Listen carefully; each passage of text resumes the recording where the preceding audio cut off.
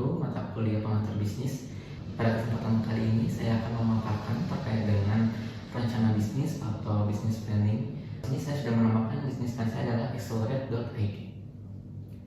Pada kesempatan kali ini juga saya akan membahas terkait dengan latar belakang bisnisnya, lalu juga pelaku usahanya, waktu pelaksanaannya, serta alasan kenapa saya memilih bisnis ini, juga data pendukung, dan yang terakhir adalah bagaimana cara saya mengelola bisnis ini.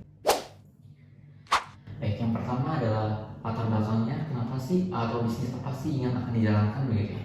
Jadi Accelerate.id atau ide bisnis saya adalah usaha di bidang jasa terkait dengan pelatihan dan solusi digital berbasis Microsoft Excel atau Google Spreadsheet. Nah, bisnis ini lahir dari kompetensi personal saya karena saya merasa bahwa saya mempunyai cukup skill begitu ya di bidang Excel atau juga Google Spreadsheet. Layanan yang akan disediakan dari Accelerate.id ini ada 3. Yang pertama ada training Excel atau Spreadsheet, jadi semacam kelas online untuk semua kalangan, dari mahasiswa, pekerja kantoran hingga keluarga atau ibu rumah tangga begitu ya, akan mempelajari terkait dengan dasar dari Excel atau Spreadsheet. Lalu yang kedua ada template Excel atau Spreadsheet, jadi nanti akan menyediakan template siap pakai untuk kebutuhan mahasiswa, contohnya untuk tugas atau skripsi atau juga untuk pekerja, misalkan mereka mau mengelola finansial pribadinya begitu ya. Dan yang terakhir ada dashboard digital. Nah, ini lebih ke bisnis dengan bisnis atau B2B begitu ya. Nanti akan menawarkan ke pengusaha swasta atau UMKM, karena beberapa usaha atau UMKM ini masih belum melek terkait dengan digital. Baik, selanjutnya ada pelaku usaha atau siapa yang akan menjalankan bisnis ini. Nah, bisnis ini akan dijalankan oleh saya sendiri, yaitu secara mandiri atau solopreneur, dimana saya merasa bahwa untuk saat ini bisnis ini masih bisa saya handle secara pribadi begitu ya. Lalu untuk waktu pelaksananya sendiri itu ditargetkan berjalan tahun ini, dimana untuk timeline sendiri yang pertama saya akan riset dan branding terlebih dahulu terkait dengan nama usaha. Tadi sudah ada ya Accelerate.id, lalu juga logonya, positioningnya, dan media sosialnya.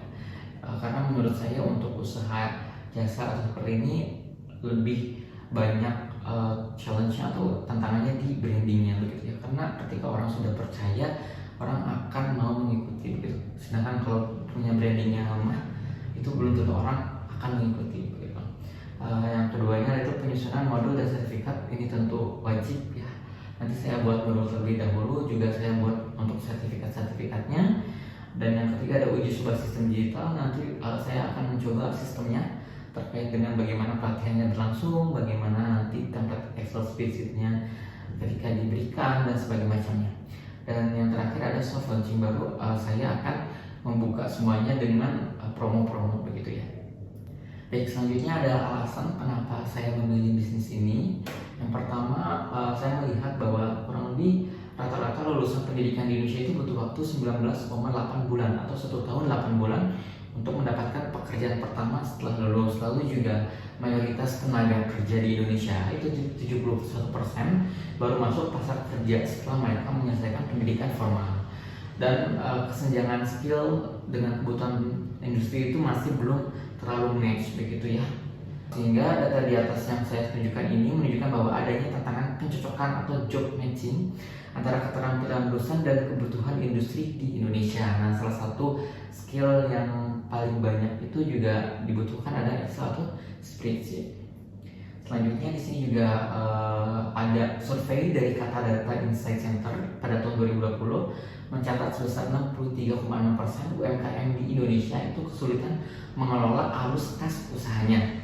Lalu juga ada survei dari Kemenkop UKM tahun 2022 menemukan baru sekitar 20% UMKM di Indonesia yang telah mengadopsi teknologi digital. Dan yang terakhir ada survei dari Kominfo tahun 2024 mencatat hanya sekitar 18% pelaku UMKM memiliki keterampilan digital dasar yang memadai. Nah, rendahnya literasi digital dan keterbatasan keterampilan teknis yang saya sebutkan tadi itu salah satu kendala utama transformasi digital pada UMKM di Indonesia.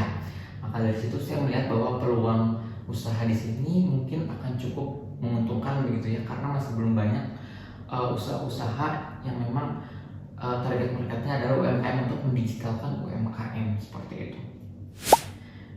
Nah, selanjutnya di sini ada pengelolaan bisnis atau bagaimana cara saya mengelola bisnisnya. Yang pertama ini ada sumber modal dan estimasi biayanya. Karena bergerak di bidang jasa, jadi saya tidak terlalu banyak modal fisik ya, lebih banyak modal untuk jangka panjang. Contohnya ada di sini ada Google WordPress Business Starter atau email profesional, kurang lebih harganya di 115.000 per bulan. Lalu ada domain website atau yang biasanya kita lihat ada .id, .com, itu harganya 150.000 per bulan.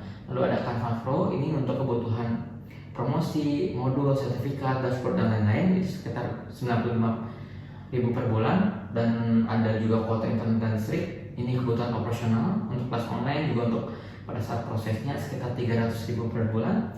Lalu ada promosi berbayar, ini untuk iklannya, ada iklan di media sosial, ada di Instagram, TikTok Ads untuk tahap awal, ada sekitar 300.000 sampai 500.000 per bulan. Dan saya juga menyisipkan dana cadangan atau dana tak terduga, yaitu untuk biaya administrasi, transfer, dan kebutuhan mendadak lainnya sekitar 150.000 per bulan. Dan estimasi total modal bulan pertama itu sekitar 960.000 sampai dengan 1.160.000. Nah, bagaimana sih modalnya dikelola agar sesuai dengan rencana? Nah, sumber modal yang tadi saya sebutkan, untuk sumber modalnya sendiri itu akan dari dana pribadi saya atau bootstrapping. Nah, tanpa ada pinjaman atau dari investor. Lalu ada pemisahan keuangan. Nanti rekening atau e-wallet bisnis ini dipisahkan total dari keuangan pribadi agar arus kas mudah dipantau dan dievaluasi setiap bulan. Selanjutnya ada pencatatan sendiri. Nanti seluruh pemasukan dan pengeluaran dicatat memakai template spesifik buatan sendiri, sekaligus jadi bukti nyata kualitas produk begitu. Dan yang terakhir ada reinvestasi bertahap. Nah, nanti 80% laba bersih bulan pertama direinvestasikan untuk promosi juga pengembangan produk segitu. Untuk 2%-nya disisihkan sebagai dana cadangan. Nah, di sini ada target arus kas bulanan. Ini cuma ilustrasi tahap awal aja. Untuk estimasi pemasukannya ada di jika 10 training dengan dihargai 150.000 plus 15 template dengan dihargai 35.000 dan satu dashboard dihargai 750.000, maka akan mendapatkan pemasukan sebesar kurang lebih 2.775.000. Nah, untuk estimasi pengeluarannya operasional sendiri, di sini ada Google WordPress, Canva Pro, kuota promosi dan lain-lain yang tadi saya sebutkan. Di sini saya estimasikan hanya 1 juta terlebih dahulu.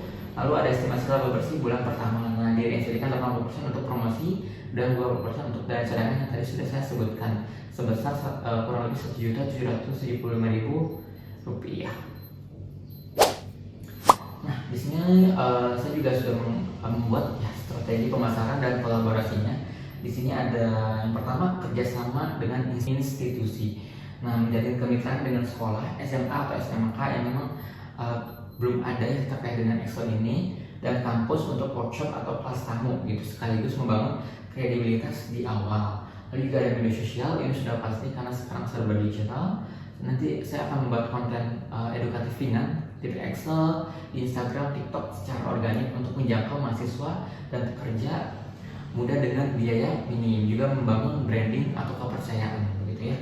Lalu yang ketiga ada kemitraan UMKM, ini menawarkan paket dashboard percontohan gratis atau diskon pada 2-3 UMKM di awal sebagai studi kasus dan testimoni. Dan yang terakhir ada referral atau komunitas. Nanti saya bikin program referral sederhana atau diskon bagi peserta yang mengajak teman begitu, memanfaatkan jaringan kampus dan komunitas kerja begitu ya. Baik, cukup sekian pemaparan terkait dengan bisnis planning atau rencana bisnis dari saya. Mohon maaf apabila ada salah kata. Wassalamualaikum warahmatullahi wabarakatuh.